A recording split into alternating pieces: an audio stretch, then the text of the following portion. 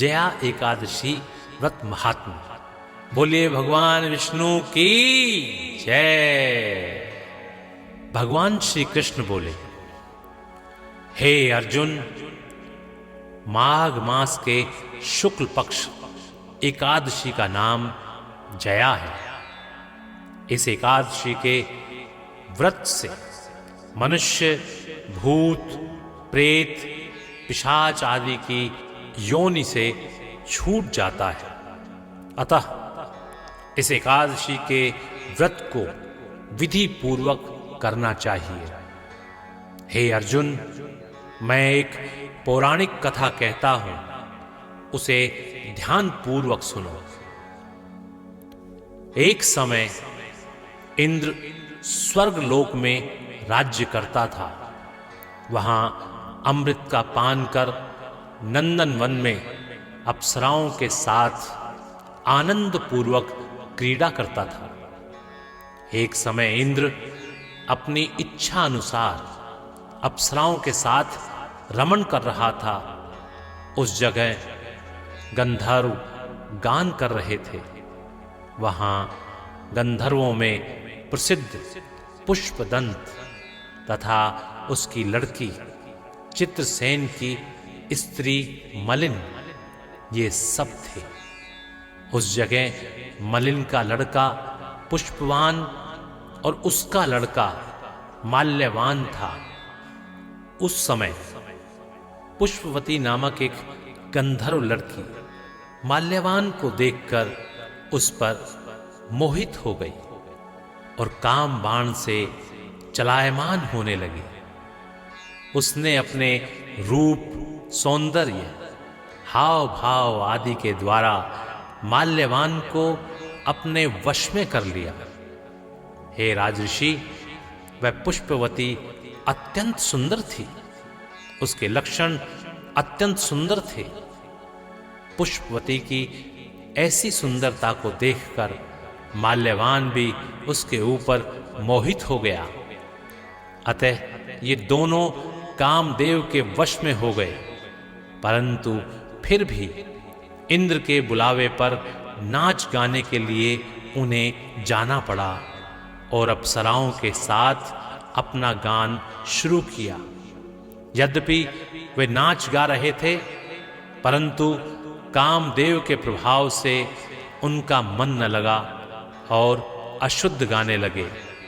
उनकी भाव भंगियों को देखकर इंद्र ने इनके प्रेम को समझ लिया और श्राप दे दिया कि मेरी आज्ञा का उल्लंघन करने वाले मूर्खों, तुमने मेरा अपमान किया है, इसलिए तुम स्त्री पुरुष के रूप में मृत्युलोक में जाकर पिशाच का रूप धारण करो और अपना कर्म फल भोगो।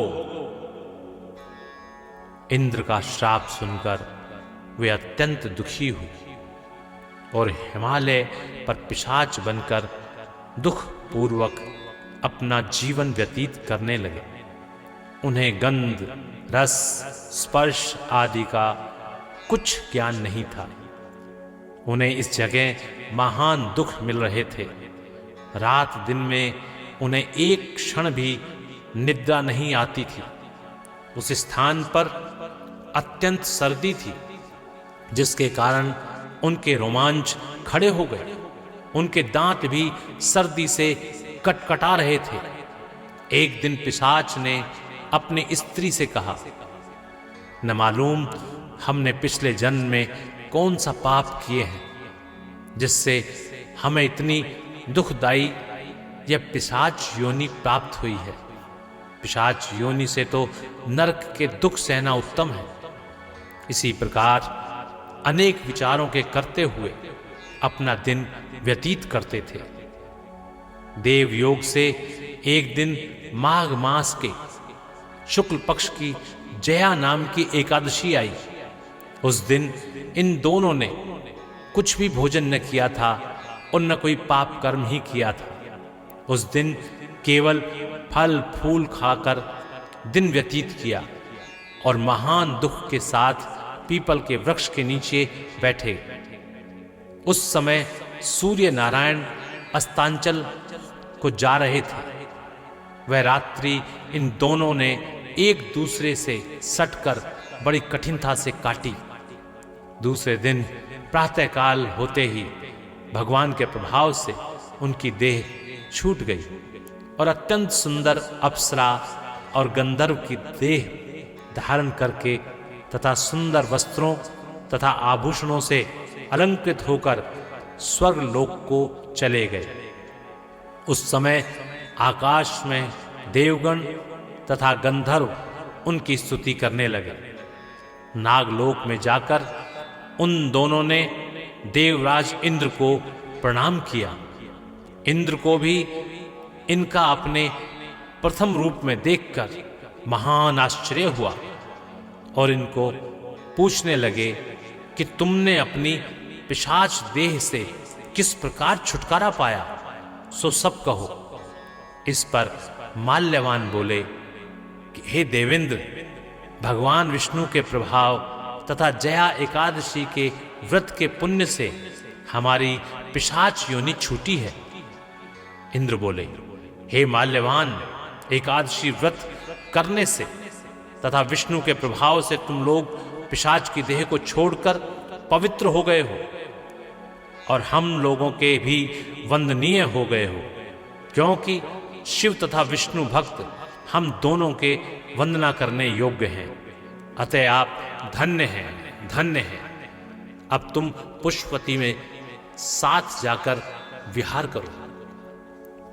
हे युधिष्ठिर, उस जया एकादशी के व्रत से समस्त कुयोनि नष्ट हो जाती है। जिस मनुष्य ने इस एकादशी का व्रत किया है, उसने मानो सब तप यज्ञ दान किए हैं। जो मनुष्य भक्ति पूर्वक जया एकादशी का व्रत करते हैं, वे अवश्य ही सहस्त्र वर्ष तक स्वर्ग में निवास करते हैं। बोलिए विष्णु भगवान की जय।